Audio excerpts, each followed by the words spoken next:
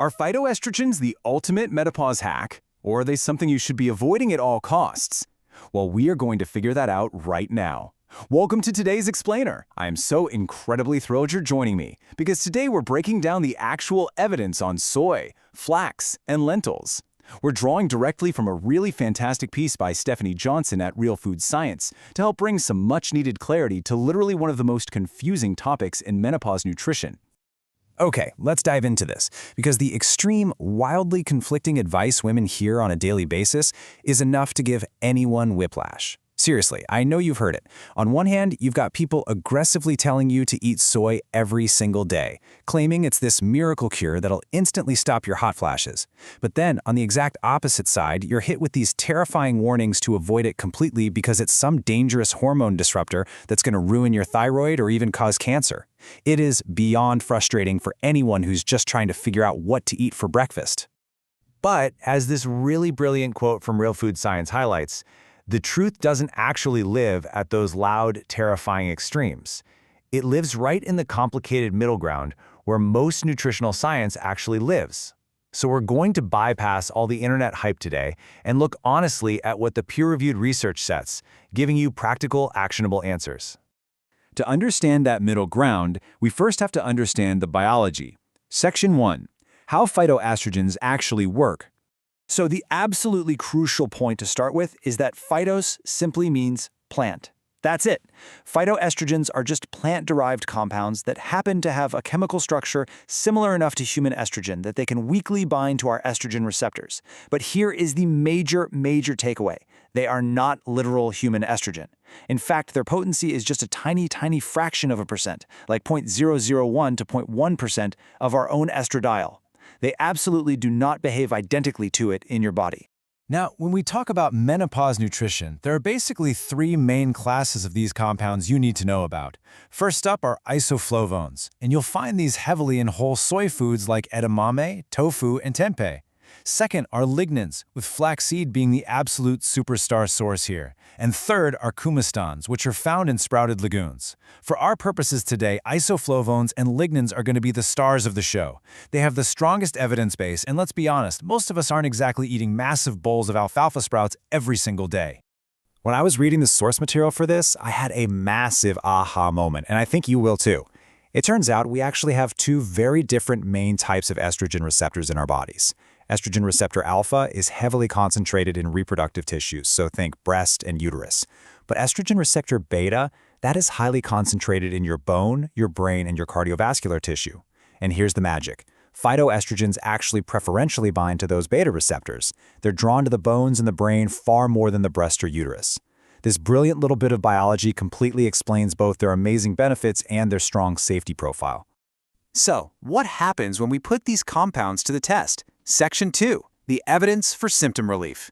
And this brilliantly illustrates what we're talking about. A super rigorous 2021 meta-analysis published in the Menopause Journal showed that taking just 40 to 80 milligrams of daily isoflavs drops hot flash frequency by 20%, and it reduces severity by 26% compared to a placebo. To put that into a real-world perspective, that is just about 1 to 2 servings of whole soy foods a day. That is clinically meaningful, real-life relief, especially for women who either can't or just don't want to use HRT. And if you thought that was impressive, check out this number, 57%. That is the staggering reduction in hot flash frequency reported in a 2007 trial where women consumed about 40 grams of flaxseed daily for 6 weeks. But listen, there is a massive catch here you absolutely have to remember. The flax seeds must be ground. If you eat whole flax seeds, well actually they'll just pass right through your digestive tract completely intact. Your gut bacteria literally need them ground up to access and convert those powerful lignans. But the systemic benefits go way beyond just cooling down hot flashes. Remember those beta receptors we just talked about in the bones, heart, and brain? Well, because phytoestrogens lock in there, we see a modest protective effect against bone loss. We see reductions in LDL cholesterol. We even see potential improvements in cognitive speed and memory during early postmenopause. Plus, lignans actively support your estrobolome. That's the highly specialized community of gut bacteria that is totally responsible for healthily managing and recycling estrogen in your body. It's like a positive feedback loop. I know what you're thinking though. What about the risks? Section 3. Addressing the safety questions. We absolutely have to talk about safety, because despite all those benefits, safety fears are the biggest roadblock for so many women. Those scary theoretical concerns about breast cancer, they largely originated from early animal studies that used absolutely massive, totally unnatural doses of isolated isoflavones. But when we look at human epidemiological data, specifically studies of Asian populations who comfortably consume soy their entire lives, we see no elevated risk of breast cancer. In fact, we potentially see a reduced risk. Major cancer research organizations state that eating whole soy foods, around 2 to 3 servings a week, is perfectly safe. The takeaway? The theoretical risk is about isolated high-dose supplements, not your grocery store food. We also see a lot of worry around thyroid function and HRT. To be completely upfront, yes, exceptionally high doses of soy can inhibit thyroid enzymes, but normal, everyday dietary intake is completely safe for healthy individuals.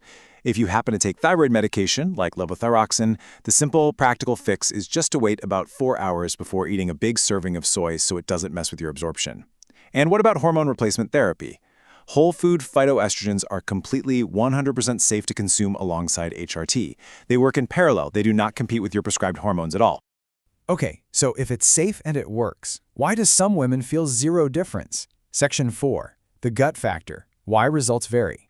Now, what's really interesting here is the biological X factor of digestion. It turns out that only 30 to 50% of Western women are what scientists call equal producers. Basically, this means only about a third to half of us naturally harbor the highly specific gut bacteria needed to convert the soy compound digasin into a much more potent compound called equal. If you have those little guys in your gut, you're going to see measurably stronger benefits from eating soy. So, if you've been diligently eating soy for several weeks and your symptoms haven't budged an inch, you might simply be a non-producer. But do not get discouraged. If soy isn't your thing, flaxseed lignans might be your golden ticket because they don't rely on that specific equal conversion to work.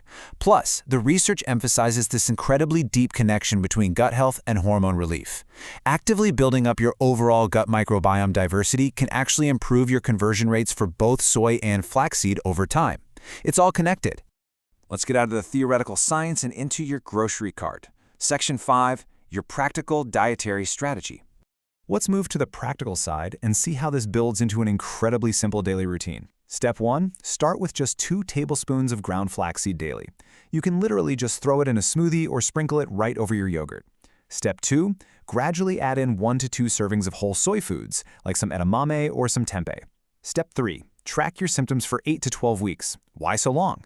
Because that 8 to 12 week window is the scientifically backed time your body actually needs to show real, measurable changes. And please remember to honestly track your baseline symptoms first, otherwise you won't even know it's getting better. I want to conclude our explainer today with a pretty provocative question for you to ponder. Is your current diet working for your hormones or against them? It is definitely time to stop guessing and start tracking. You now have the science, and honestly, you have the power to use whole food phytoestrogens to actively reclaim your perimenopause and menopause experience. I highly encourage you to check out that Real Food Science article to learn more about your unique body. Thank you so much for exploring this with me today, and I'll catch you next time.